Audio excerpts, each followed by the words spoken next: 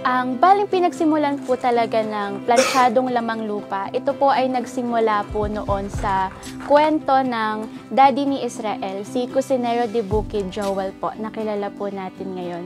At ito po ay nagsimula nung siya po ay inaalagaan po talaga simula pagkabata pa nung kanyang lola po.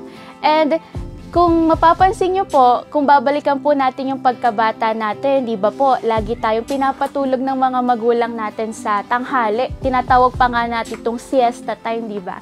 So, yung time na yon, every afternoon, every tanghali, talagang pinapatulog siya ng lola niya. Siyempre, as a bata, lagi pong merong kapalit yan. At ang kapalit niyan, dapat lola, pagising ko, may merienda akong nakahanda. So, dyan po nagsimula yun na ang nasa isip po ni lola noon na bakit kaya yung mga literal na lamang lupang nakukuha ko sa aking mga bakuran ay gawin kong isang delicacies. At yun ay sa pamamagitan ng paggamit lamang ng aking tradisyonal na plancha. So yung plancha na yon, ang gamit pa po nun is gamit ay uling lamang po para po umapoy at mapausok po yung plancha. So doon na po nagsimula yan hanggang sa naging paborito na po ng mga apo ni Lola ang planchadong lamang lupa na hanggang ngayon po ay kilalang kilala po ng mga tao, hindi lamang po dito sa Santa Elena, maging sa iba't ibang panig po ng Pilipinas.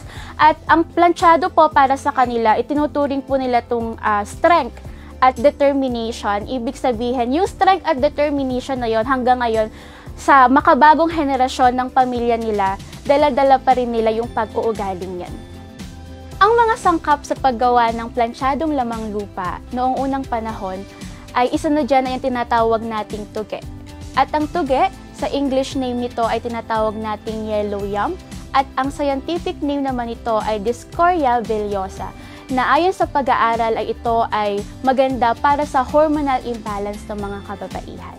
Pero ngayon namang sa ating makabagong panahon o henerasyon, marami na tayong pwede pang gamitin pa na kasangkapan na makukuha lamang natin mula sa ilalim ng lupa. Kagaya na dyan ang taro or gabe, kasaba, kamote, uraro at marami pang iba. At alinsunod niyan, bukod sa mga root crops na makukuha natin, maaari din nating lagyan ng asukal, mantikilya, at buko para mas lalo pang mapasarap ang ating planchadong lamang lupa. At para naman sa mga gustong magluto ng planchadong lamang lupa, napakasimple lang naman ng mga kagamitan na pwede nating gamitin dito. Una, syempre, kailangan meron kang dahon ng saging. Dahil sa dahon ng saging, doon natin ilalagay at lulutuin ang ating lamang lupa. Pangalawa, syempre, kailangan meron tayong plancha. Mas maganda siguro kung traditional na plancha ang gagamitin natin. At syempre, kailangan ito lagyan ng uling upang mapausok natin at mapaapoy ang plancha.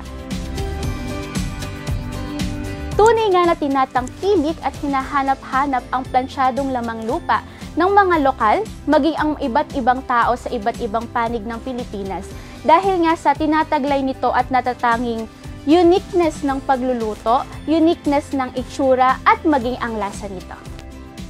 Ang plano talaga namin ay ma-improve pa namin o mapalawak pa ang aming agritourism dito sa farm at isa lamang po ang planchadong lamang lupa na kabahagi nito dahil ito po ay tinuturing na naming heritage food na minana pa po namin noong unang panahon.